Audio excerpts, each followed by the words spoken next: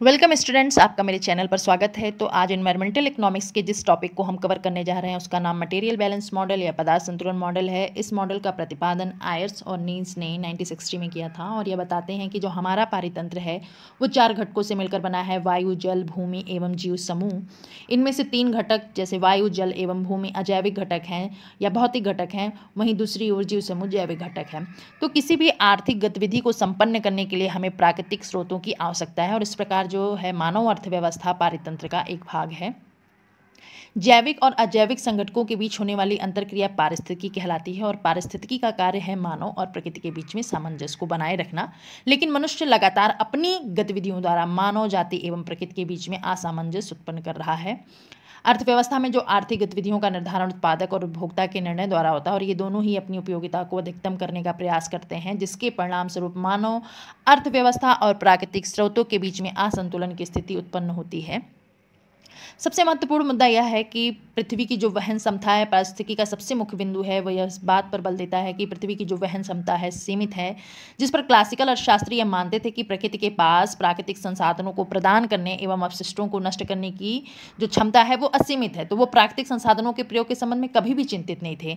वहीं दूसरी ओर बोल्डिंग जो हैं वो बताते हैं कि नहीं, प्राकृतिक संसाधनों को केवल हम जो प्राकृतिक संसाधनों को प्रदान कर प्रकृति की प्राकृतिक संसाधनों को प्रदान करने एवं अपशिष्टों को नष्ट करने की जो क्षमता है वो सीमित है। पदार्थ संतुलन मॉडल जो है उष्णता के सिद्धांत पर आधारित है और यह बताता है कि संपूर्ण आर्थिक प्रक्रिया आगतों एवं निर्गतों के बीच संतुलित भौतिक प्रवाह के रूप में है। यह मॉडल हमें यह बताता है कि हम प्रकृति से क्या करते हैं, प्रकृति से संसाधनों को लेकर हम अपनी उत्पादन की प्रक्रिया को संपन्न करते हैं और उस दौरान जो अपशिष्ट सृजित होते हैं वो पर्यावरण को नष्ट करने का कार्य करते हैं। जो पदार्थ संतुलन मॉडल है वो उष्णता के 2 सिद्धांत पर आधारित है। उष्णता का पहला नियम पदार्थ और ऊर्जा के संरक्षण का नियम है, जो बताता है कि ऊर्जा और पदार्थ को ना तो हम सृजित कर सकते हैं ना ही नष्ट कर सकते हैं। यह एक प्रणाली और उसके चारों ओर जो कुछ भी है उनके बीच अंतरक्रिया के दौरान यह दोनों स्थिर रहते हैं। यह बताता है कि उत्पादन और उपभोग के क्रियाकलापों के परिणाम स्वरूप उत्पन्न अवशेष पदार्थ और ऊर्जा का जो भार है प्रकृति से प्रारंभ में लिए गए आगतों के भार के बराबर होता है। यानी पदार्थ और ऊर्जा का उपयोग उत्पादन और उपभोग की प्रक्रिया में किया जाता है और अंतिम रूप से यह पर्यावरणीय प्रणाली में समाप्त हो जाता है। यानी कि जब हम पदार्थ और ऊर्जा का उपयोग उत्पादन प्रक्रिया में करते हैं और जिसके परिणाम स्वरूप अवशेष सृजित होते हैं और इन अवशेषों के रूप में जो उनका भार है वो अपरिवर्तित रहता है, उनके इस रूपांतरण के परिणाम स्वरूप अत्यधिक मात्रा में पर्यावरणीय क्षति होती है। नियम हमें बताता है कि जितना लंबा हमारा उत्पादन और उपभोग का स्तर होगा या जितना हम तीव्र आर्थिक वृद्धि दर को प्राप्त करना चाहते हैं, यानी हम उतनी ही मात्रा में प्रकृति से प्राकृतिक स्रोतों को हम लेंगे और जिसके परिणाम स्वरूप अपशिष्टों की मात्रा में वृद्धि होगी। उष्णता का दूसरा नियम एंट्रोपी या अव्यवस्था का नियम है, जो यह बताता है कि पदार्थ और ऊर्जा का रूपांतरण अर्थात उपयोगी पदार्थ का अपशिष्ट के रूप में होने वाला जो रूपांतरण है वो अपरिवर्तनीय है। ठीक है, पदार्थ और ऊर्जा के रूपांतरण के दौरान जो एंट्रोपी या अव्यवस्था है, यह तापमान और ऊर्जा में परिवर्तन हो जाता है। एंट्रोपी क्या है? अव्यवस्था की माप करता है, जो बताता है कि किस सीमा तक पदार्थ या ऊर्जा संरक्षित या संगठित है। जब पदार्थ और ऊर्जा अत्यधिक संगठित एवं संरक्षित होते हैं तो इसे हम निम्नतम एंट्रोपी कहते हैं। इसके विपरीत जब पदार्थ और ऊर्जा कम संगठित होते हैं तो उसे हम उच्चतम एंट्रोपी कहते हैं। फॉर एग्जाम्पल, कोयले का टुकड़ा है, ठीक है, यह न्यूनतम एंट्रोपी का उदाहरण है क्योंकि इसको जलाने से पहले इसमें जो ऊर्जा है वो संरक्षित है, हमारे प्रयोग के लिए उपलब्ध है। लेकिन जब हम एक बार कोयले को प्रयोग कर लेंगे या कोयला जल जाता है तो इसे हम उच्चतम एंट्रोपी कहते हैं, क्योंकि इसकी जो ऊर्जा है अब गर्मी और CO2 के रूप में फैल जाती है, अब यह उपयोग के लिए उपलब्ध नहीं। इस प्रकार दूसरा नियम बताता है कि जितना लंबा उत्पादन और उपभोग की प्रक्रिया होगी एंट्रोपी उतना हमेशा बढ़ेगी।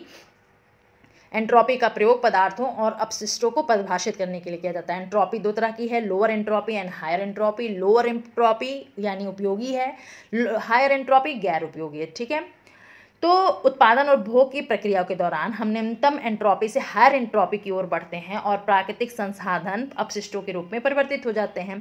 यह नियम बताता है कि 2 तरीके हैं, या तो हम रिसाइकिल करें और दूसरा तरीका है वेस्ट मैनेजमेंट। इन दोनों के थ्रू हम हायर एंट्रोपी को लोअर एंट्रोपी में बदल सकते हैं। दूसरा नियम यह बताता है कि एक अलग प्रणाली में ऊर्जा एवं पदार्थ की एकत्रित कुल मात्रा घटने लगती है। एंट्रोपी नियम समय के साथ पारिस्थितिकी प्रणाली की संपोषणीयता पर अंतिम सीमा को व्यक्त करता है। यह मॉडल हमें यह बताता है कि जो प्रकृति है वो 3 महत्वपूर्ण कार्य करती है। पहला है मानव अर्थव्यवस्था के लिए कि नवीकरणीय और गैर नवीकरणीय ऊर्जा की आपूर्ति करता है, अपशिष्टों को नष्ट करने का कार्य करता है, जीवनदायिनी सुविधाएं प्रदान करता है यानी हायर एंट्रोपी को लोअर एंट्रोपी में बदलने में मदद करता है, और प्राकृतिक सेवाएं जैसे प्राकृतिक सौंदर्य आदि प्रदान करता है। तो जब पर्यावरण में प्रदूषण का स्तर बढ़ने लगेगा तो पर्यावरण अपने इन तीनों कार्यों को करने में असमर्थ हो जाएगा, क्योंकि पर्यावरण के ये तीनों कार्य आपस में संबंधित हैं। और जितना ज़्यादा हम उत्पादन और उपभोग की क्रियाकलाप द्वारा प्राकृतिक स्रोतों का रूपांतरण अपशिष्टों के रूप में होगा, वो केवल पर्यावरण को उसके न केवल पहले और दूसरे कार्य को करने से रोकेगा, बल्कि उसके तीसरे कार्य में भी बाधा उत्पन्न करेगा। अगर पर्यावरण अपना पहला कार्य संपादित नहीं कर पाता है तो ऐसी स्थिति में आर्थिक क्रियाकलाप संभव नहीं है। यदि पर्यावरण अपशिष्टों का निस्तारण करने में असफल होती है तो वो अपने तीसरे कार्य को भी नहीं कर पाएगी। इस प्रकार स्पष्ट है कि इन कार्यों की अनुपस्थिति में कोई भी आर्थिक क्रियाकलाप संभव नहीं है। इसे हम पर्यावरण का आर्थिक कार्य भी कह सकते हैं। जब पर्यावरण कार्यों को करने में असफल हो जाएगी तो निश्चित रूप से पर्यावरणीय संकट की स्थिति उत्पन्न हो जाएगी। चूंकि पर्यावरणीय जो वस्तुएं हैं और सेवाएं हैं उनका कोई भी बाजार नहीं है, जिसकी वजह से प्राकृतिक संसाधनों का दुरावंटन एवं अप्रबंधन होता है। अब अर्थव्यवस्था स्पष्ट है कि जो अर्थव्यवस्था है वो पर्यावरण का एक भाग है, उसी प्रकार पर्यावरण भी अर्थव्यवस्था का एक भाग है।